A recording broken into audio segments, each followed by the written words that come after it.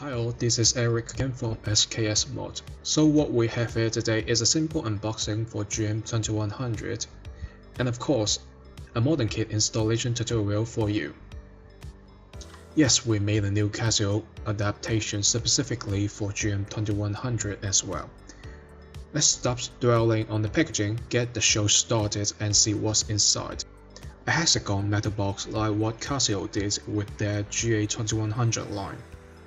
Papers, cushion foam, and the watch itself wrapped in extra layer of plastics, as always. So in this time we chose the silver colorway for the demonstration and unboxing. It catches the light better, don't you think? You know what, I always wonder why Casioak go with the metal and rubber theme way after many third party did, but still you have to give it to them. The finishing on the dial and hour markers is just marvelous. For a $200 watch, I think there's none as functional and fashionable as this one. Well, as I said, the unboxing part is going to be simple, nothing to really watch anyway, nothing particular. So for those of you familiar with this tray, yes, here we go again, the same SKXMOD modding kit. However, with a little twist this time for the GM series. Well, twist how? Just you wait. And let's get them out one by one, shall we? The case.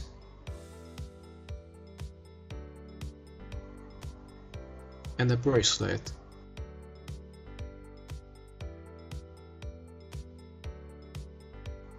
And now the most essential part of this mod. Without this, I'm pretty much sure you can't finish it. But do notice here, in this tiny white package, is a hex wrench for you to remove the original case. Because this time around, unlike the GA series, Casioak decided to use hex screws on the GMs. And our good old bolts and screws.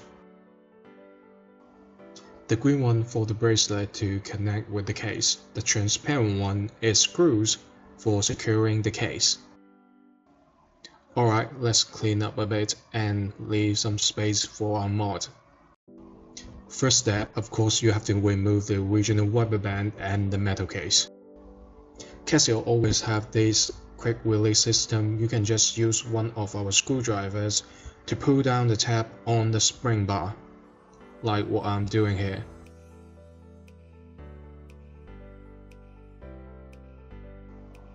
Now let's move on to the case. You have to use our hex wrench to remove those hex screws. That's pretty intuitive, right?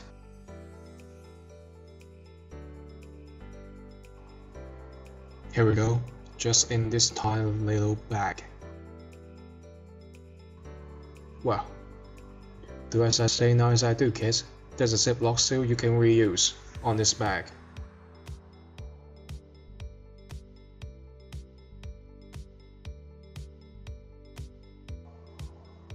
Anyway, you use the shorter side to untighten the screws first because you have a better torque, and the longer side to remove the screws faster because you have a better spin.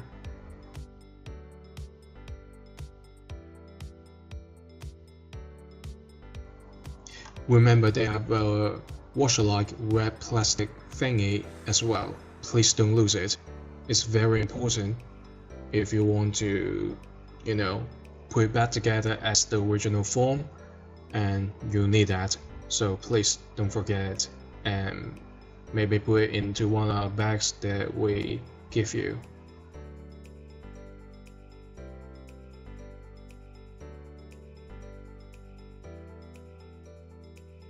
And the rest is pretty easy. Do the same procedure to the remaining 3 of them. Voila!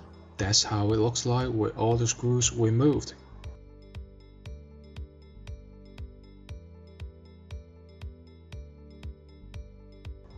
All you need now is a little push to get it popped out with the inner carbon core, which is totally different from the GA-2100 series structures. Now the case assembly. You see, because we added a crown this time, you have to watch out for the case orientation. But it's okay if you're a lefty and want to install it backwards. It's all good. Also because it's a tie fit, you have to use a little bit of elbow grease to really get it firmly fit in. There's gonna be a nice tap when you get it done correctly. If the case is flush to the inner carbon core, then you're good to go.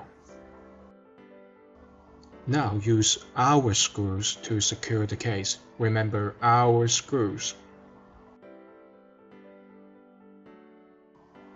Get a bag of screws out, and there's 5 of them, 1 for spare.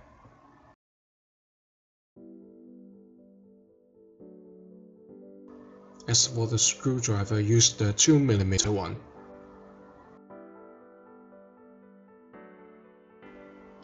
Remember, don't screw it too far down, or it might ruin the threads inside the case. As long as it's properly tightened and not sticking out, then you're all good.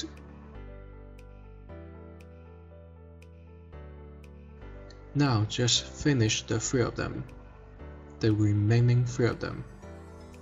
Now that's how it looks like when it's assembled, polished and satin finishing evenly distributed. Compared to the original pressure stamped case, ours are injection molded with the finest powder, then carefully crafted the shape by hand. For the bracelet, you can install it from either side without minding the orientation. And after you connect them together, place the bolts in the threaded side. Speaking of which, bolts for bracelet are different from the ones for rubber band.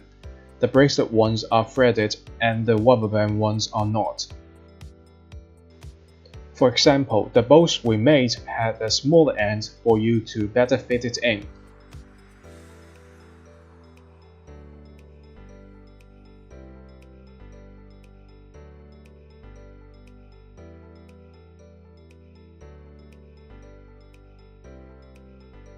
And you should use the 1.5mm screwdriver to tighten it. Here's a nice trick for you guys in order to avoid strip screws. You should first make a few turns counterclockwise. When you hear a little tap, that's the thread started to catch in. And then make it turn clockwise. It should be very smooth. Now you just repeat the same thing on the other side. And the modern kit has successfully installed to your GM-2100.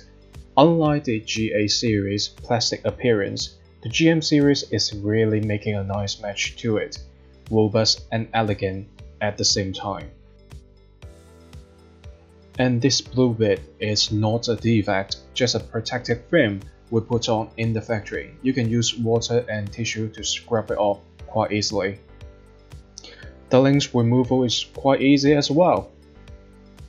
You can put it on your wrist first and estimate the length, meaning how many links you're gonna remove. And then you see there are 4 removable links on each side of the bracelet. All it takes just a screwdriver and a steady hand. See, it's not that hard. And when you install the links back in, don't forget to use the little trick I told you. And let's move on to the rubber band, mostly the same thing but slightly different on minor details. As I said, this is a pack of bolts without the threads. First, you pick a side to install the rubber band. I choose the one with the clasps on. And you use the bolt to install into the either side of the holes. When it's halfway in, it will get tighter and tighter, so you'll need something else to give it a little push. Because many people found the double-sided screws we used before is rather hard to maneuver, and more parts were involved, therefore easier to lose the parts.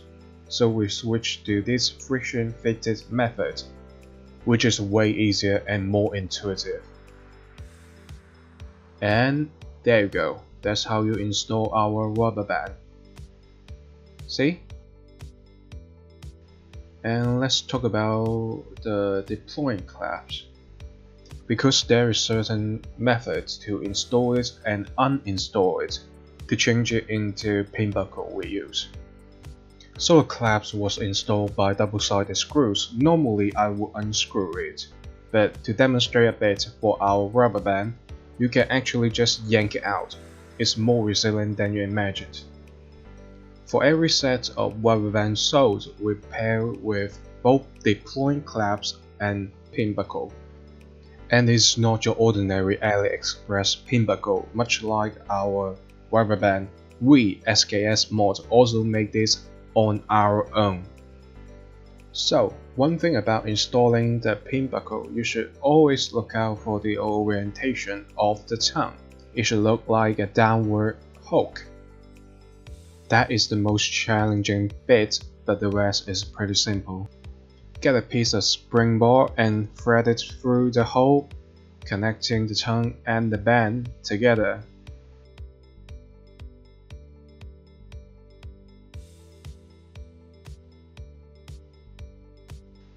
Next, put away the tongue, leave it on the upper side of the band. If you look carefully, there are two dimples inside the buckle, where you can squeeze the spring bar and let it stretch in between. You can use your fingernail or screwdriver or literally anything with a flat surface to do that for you. But you might need some fine adjustment to wiggle around. Let the tip of the spring bar fall into those dimples. Trust me, you know when it's in. To make sure it's really in, you can give it a few good pull. If it didn't slip, then you're all good. Last but not least, you might wondering how should I remove it then? Well, first take out your screwdriver. Place the tip on the spring bar, either side is fine. You'll see there's a wedge on the spring bar you can pry. It just slips out so naturally.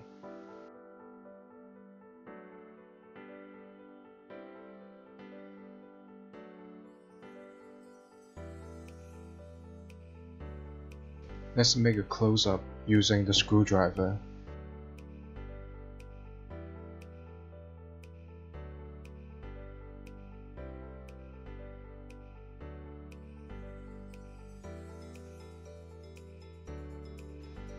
And the buckles is come right back in. I think that's pretty much it for today's installation tutorial, and we'll see you the next time. Bye.